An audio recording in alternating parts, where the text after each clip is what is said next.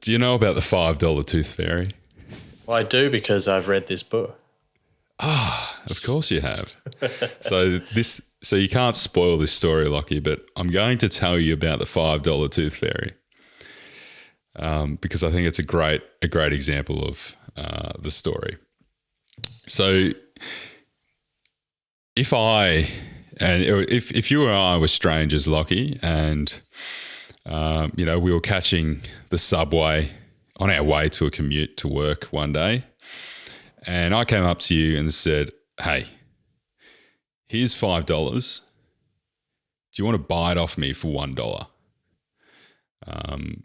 Chances are you're going to say no, or get the fuck away from me, or I've got to get on this train. And it's probably the train before that you need to get on, but you just got to get away from me at that point in time." And that would be the case with most people. Most people are going to basically brush you off because something is wrong, because the story that we've been told about the random person that comes up to you at the subway station or at the bus stop or anywhere in a public space either wants something from you or is crazy. And so we disengage from that.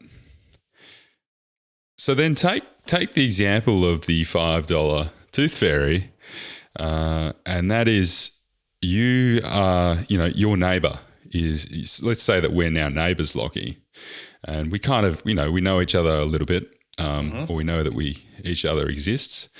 And each day you go to your letterbox and you find $5 sitting in your letterbox. And this happens for 3 days in a row. And then on the fourth day, I come and knock on your door and I'm holding a $5 note, and you open the door and you say, "Hey, Ryan, what's going on?" And I say, "Do you want to buy this $5 note off me for $1? I've been putting that $5 note in your letterbox for the last 3 days." You're going to say to me, "Sure, Ryan, you're fucking crazy, but yes, I'm in. I'm going to buy that."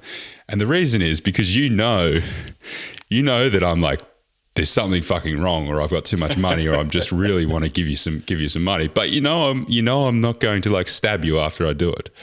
And so your story has changed about what it is that I'm doing. And it's so fascinating that, particularly something like in a monetary sense. And I expect that if you went up to someone with a $100 bill and said, "Hey, in the subway station again," and say, "Do you want to buy this $100 bill for $1? You'd probably be just as concerned and probably just as deterred. You'd be like, "No."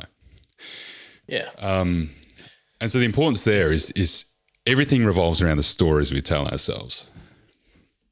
And those stories are built off conditioning from the past in many ways. Conditioning from the past, and maybe not just your own past, but the past of society and the systems of society that are in place, the paradigm which society finds itself within at the moment. And so how does this relate to our quest to make work art? So I think part one is the realization just how much of an important role stories play. And I think maybe stories is also like a synonym for like conditioning. And, you might get into a bit of a space here, mate. It's like the tide of the time. And this might start to come into a little bit of like memetics and different things, which, how the rest of the crowd is acting. But looking at it from like a business perspective, many businesses have been able to take advantage of this idea of stories. And in reality, the best brands are able to take advantage of these stories. So one of the examples he gives in the book is, the idea of Harley Davidson. And you're not buying Harley Davidson because they have the best bikes or because they have the fastest bikes or whatever it is. You're buying Harley Davidson because you want to be part of the Harley Davidson club. You know, you want to be in the inside with all the other Harley Davidson people and the people that ride around with Harley Davidsons. He loves Harley Davidson. And what that means. Doesn't he? He loves it. He's always talking about Harley Davidson. I bet you it's one of his like other obsessions is like maybe motorcycles, but he like never rides them. He's never ridden one. Yeah, that kind of thing. And I think, you know, there's many other companies like, you know, classic case in point like Apple.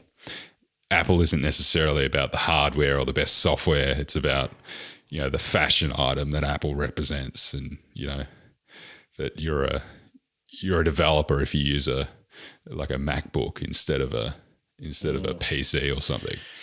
See, it's there's all this story element. Yeah, it's super interesting.